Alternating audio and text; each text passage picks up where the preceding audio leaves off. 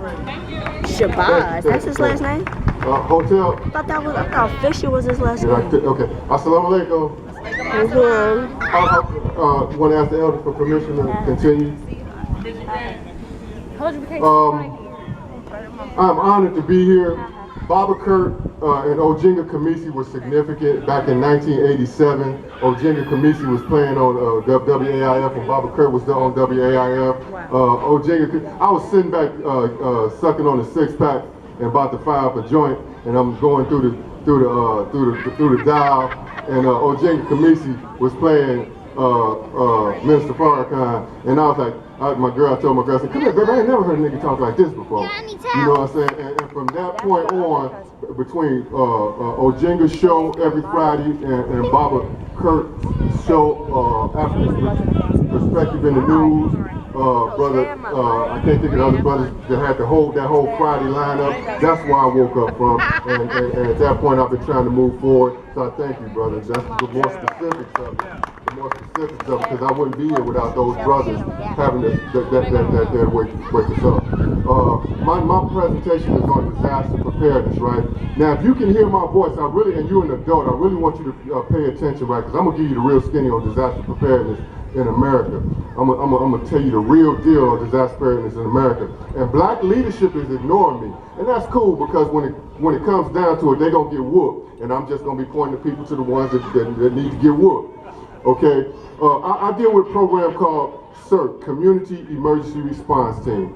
Community Emergency Response Team, CERT program. It's a program for volunteers, residents and citizen volunteers to connect with the FEMA program that's dealing with disaster preparedness. It actually connects you with the system. I'm not part of the system because every meeting that I go to is more of them than me, has been more of them than me. They didn't kick me out of meetings. I went to a meeting and the Black District Fire Chief, who we are connected to, asked me to go to a meeting. The white boy, Barry Lusby, who's the operational manager to this very day, kicked me out of the meeting. He's the same white guy that in 2010 when I went to the emergency management agency trying to find out about the CERT program, he sent me on a wild goose chase, told me I don't know what you're talking about, and sent me on a wild goose chase.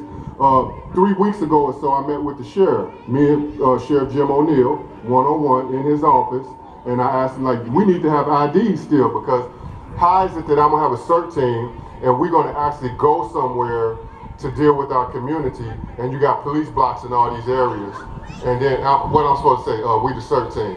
Now I need to have IDs so that we can actually have a process to get past those situations. And then if they don't, believe me, if they don't recognize the ID, then it comes time to break out a can of whoop butt. You follow what I'm saying? Because they're not gonna just shut the community down. So I'm not believing in the system. Matter of fact, our program CERT is part of several programs that that's sponsored, that's through FEMA, and they come through this organization called Citizen Corps. So when I give you these pamphlets, if you see these pamphlets, I'm just giving you this pamphlet to let you know about what CERT is. Citizen Corps, as I call them, the white citizen leagues. They is helping out all the white folks that's doing this. They really ain't supporting us, okay? Case in point, they just had a meeting in Sharonville where they had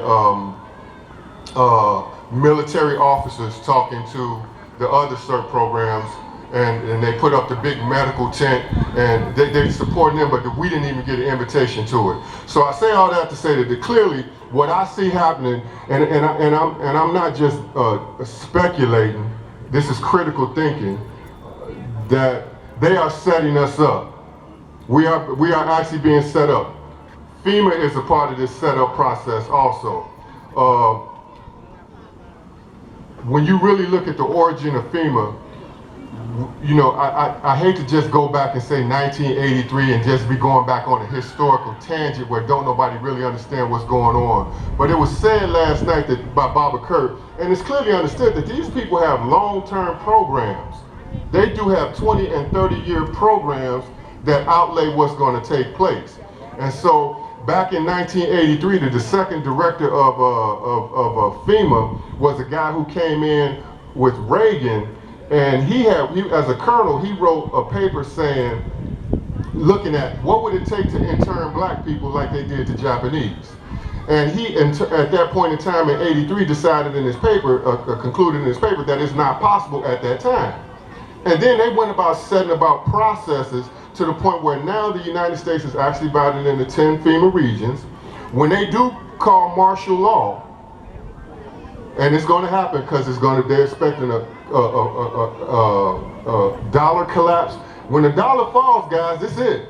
I said last night, this might be the last election, presidential election in 2016, so it's coming. When the dollar falls, or either somebody say, okay, them Negroes done got too far, hit the power grid, or the power grid goes down, we are going to react in a certain way, and we will be corralled according to that action. So we need to be disaster prepared. We need to understand that it's not just about having stuff in your basement for you by yourself. We really need to, and we will in the future, get this process going where we have community emergency response teams, not just my team, but other organizations. Brother Cadence has organizations, but we need these organizations to be connected for disaster response so that we don't just react. The reaction that they're expecting from us is a problematic reaction, and they're going to come with a problematic solution. Do you guys understand what I'm saying? Yeah. We are being set up to act and react in a certain way. So what our CERT organization does, and let me go ahead and get up out of here and conclude with and maybe leave room for a few questions. What our CERT team does is we are actually sponsored by the Cincinnati Fire Department. What that means that, I see Brother Rafiq over there. Brother Rafiq is a member of our CERT team. My wifey right there, Sister Terry. We just concluded some people at New Prospect. We got 12 to 20 new people that's joining our CERT team. It's about 30 of us all together. But in any case, what we are capable of doing as we're connected to the Cincinnati Fire Department is in case of a major disaster, we are disaster assets. Because when you come through the CERT training, you get 21 hours of training on light search and rescue, dealing with small fires, medical operations, learning how to deal with triage, so that if there's a major event, a disaster, tornado, earthquake, we know how to break people down, triage them, and hold them until medical help comes. So we don't be like Katrina sitting there with our thumbs up our butt, wondering what the heck is happening, why nobody's coming. A sister back there in that booth right there, sister, can I get that sister's attention back there? Right there, brother. I want to get that sister's attention right there. Yeah. You know, we were talking about the Red Cross, and those people are out for themselves in a very big way. Okay. They are trying to stay in the forefront when we need to be in the forefront of our own reality. Okay, don't get it twisted. In the case of a major disaster, guys, the Red Cross don't have to come for 72 hours, and then they not coming if it ain't safe. It's up to us, CERT, or these other organizations within the community to make our community safe by being amongst our people, letting them know that we're there. So we're connected to the fire department to the point where they know in case of an emergency, we are disaster assets and we're extensions of first responders. Under this new thing, and let me not go, baby, don't let me get off point. How many, can I get to see a show of hands of everybody who understand that 9/11 might have been a false flag situation? Okay, now if you think that 9/11 was a false flag situation, then you understand that somebody got some doo-doo in the mix. And once 9/11 went down, they set in process all these other situations. That is where the National Incident Management System came into play. That's where the Department of Homeland, now you might not understand all this stuff, but if you hear me come and be around and we connect, we can go get some more of this understanding now. But there's a National Incident Management System in place now, the National Response Framework. All of this is them getting themselves into positions to maneuver us. Now, my situation or our situation as the only black CERT team in the region, you can go about 300 miles out and you won't find another black CERT team. You can probably go further than that.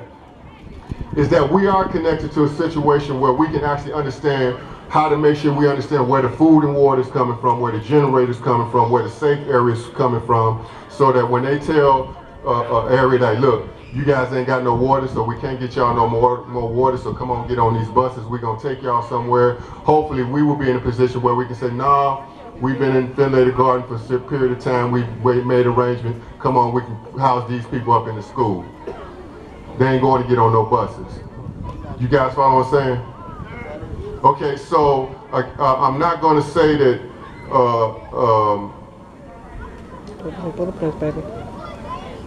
well, what I will say is that there's disaster. There's some stuff about to happen, guys, and we really need to support each other.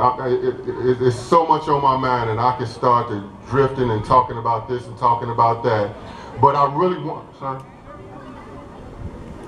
What we and the brother just asked me a question. Thank you for bringing me back on point. How do we start? How do we start? What's most important for you to understand right now? What's most important for you to understand right now is they got this campaign called, and you'll see it on here on radio, TV, Are You Ready? And they want you, and the bottom line is they're saying, have a plan, be prepared, have a plan, make a kit, and stay informed. Well, in reality, you should have enough food and water to last for 3 days. Most people got that without a doubt. But the reality, brothers and sisters, and if you can hear my voice, you need to have at least enough food and water for about 2 weeks. At least 2 weeks. I can go into specifics about candles and radios and this and that, but the bottom line is you don't want to have to jump out in nobody's line for 2 weeks.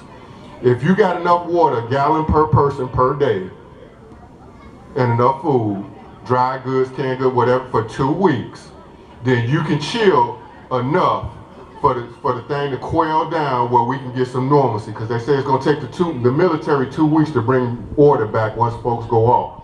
And that order about folks going off is primarily in the urban areas, black folks going off. So if we can jump ahead of the game and deal with our community, then we won't go off. They can't come with the trap, and we can at the end of it say, okay, like, look, man, we got to separate from y'all because y'all is on some other stuff, and we can continue to move forward. So again, be prepared for 2 weeks. That's very important. Time-wise, I got a couple more minutes. Time-wise, let me say this, because what I just talked about, and last night what I mentioned was that when you look at tornadoes, hurricanes, earthquakes, those are disasters that everybody recognizes, right? Right? Right. But you guys need to understand, white supremacy is a disaster that's always out there looming to get us. You need to understand that, and and white supremacy is about to spring some stuff right now, according to the way that I've seen these folks treat me and the community that I represent. So understand that. Last night I also mentioned that another reality we need to worry about is divine intervention. Can y'all hear me? Divine intervention. God has always decided at a certain point in any nation he's going to intervene. Okay? And when you really look at it, brothers and sisters, understand this. Every nation, and the biblical pictures really paint this story real clear. Every nation goes through 3 phases. It goes through an agricultural phase, it goes through an industrial or manufacturing phase, and it goes through a knowledge and technology phase. God never took a nation in the agricultural phase because they're growing and appreciating each other and vibing with each other. He never takes a nation in the industrial phase because now they're getting the movement and they get a chance to grow and develop and be more potentially good. It's in the knowledge phase or the technology phase that God tends to take a nation. This nation is on its way out. And so what we need to understand is that in reality, brothers and sisters, we are going back to an agricultural phase. And when I say we're going back to an agricultural phase, we need to understand where our food is coming from. We need to support agriculture. We need to start teaching our children how to grow stuff, because it's getting ready to go down to the point where we need to deal with farmland. If somebody going to help us with liberation, they're going to best liberate us by giving us some land and some ability to work with. So I hope I said something that has been helpful. Again, be prepared. And let me close by this. And I won't be leaving. And the reason I'm leaving is because I have to leave is because I'm a beekeeper. I got 3 beehives that I'm going to make sure that they handle before the weather get bad tomorrow. And I'm not doing this just to say that I'm going to get some honey. I got honey coming to the community. And the bottom line is I can teach other brothers and sisters out here how to keep bees when we get ready to go through the phases that we're going to go through. Thank y'all for your attention. My contact information would be, my phone number is 513-225-0522. That's 513-225-0522. And we also have a website. Our website is CERT, and I'm passing out information, I'll get that before I leave, obviously. CECERT, the number 5.com. CECERT, the number 5.com. I advise you guys to check out that site. I'm trying to improve it, and I'm trying to make it where it's just got the videos on there, information that you can quickly read and view that'll give you the insight to make you want to get some understanding and get that understanding. So, again, thank you for your time and attention. Hotep, assalamu alaikum, and I love my people, and stay strong and keep the faith. I'm motivated by you guys being here because Baba Kurt has been a soldier in this piece for a long time. Peace.